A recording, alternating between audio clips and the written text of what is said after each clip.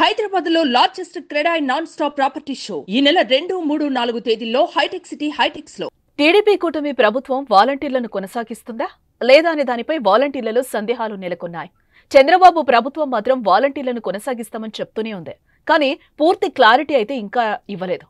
ఇలాంటి తరుణంలో వాలంటీర్లకు మరో షాక్ ఇచ్చింది.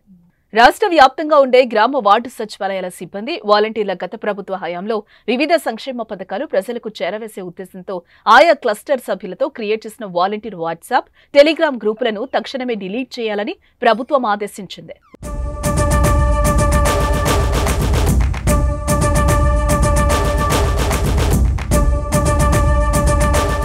వైసీపీ ప్రభుత్వం హయాంలో ఎటువంటి ఆదేశాలు లేకుండానే వాలంటీర్లు స్వయంగా తమ క్లస్టర్ పరిధిలో ఉన్న సభ్యులను చేర్చి వాట్సాప్ గ్రూపులను, టెలిగ్రామ్ గ్రూప్స్ ను క్రియేట్ చేయడంపై అభ్యంతరం తెలుపుతోంది. ఈ గ్రూప్స్ ద్వారా ప్రస్తుతం ప్రభుత్వానికి వ్యతిరేకంగా ప్రచారం చేస్తున్నారనే ఆరోపణలతో అలర్ట్ అయింది. ఆగస్టు 5 సాయంత్రం 5 గంటల్లోపు ఆయా గ్రూపులను డిలీట్ చేయాలని ఆదేశాలు జారీ చేసింది. ప్రజలకు కూడా సూచనలు చేసిన ఏపీ ప్రభుత్వం గతంలో ఏవైతే వాలంటీర్లు క్రియేట్ చేసిన గ్రూప్స్ ఉన్నాయో వాటి నుంచి వెంటనే తొలగిపోవాలని సూచించింది. సచివాలయం సిబ్బంది ప్రజలకు అవగాహన కల్పించాలని, స్వతహాగా ఆయా గ్రూప్స్ నుండి ఎగ్జిట్ అయ్యేలా చూడాలని GSWS ఆదేశాలు జారీ చేసింది. ఈ మేరకు ఈ గ్రూపులను వెంటనే తొలగించేలా చర్యలు తీసుకోవాలని జిల్లాల కలెక్టర్లకు ఆదేశాలు అందాయి.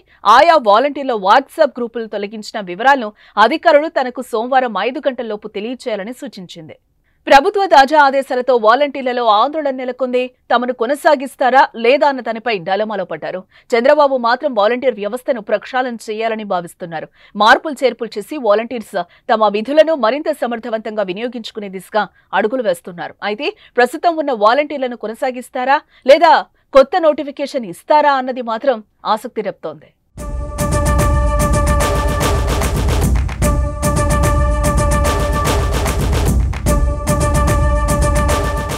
సుమన్ టీవీలో మీ పర్సనల్ అండ్ బిజినెస్ ప్రమోషన్స్ కోసం కింది నెంబర్కి కాంటాక్ట్ చేయండి.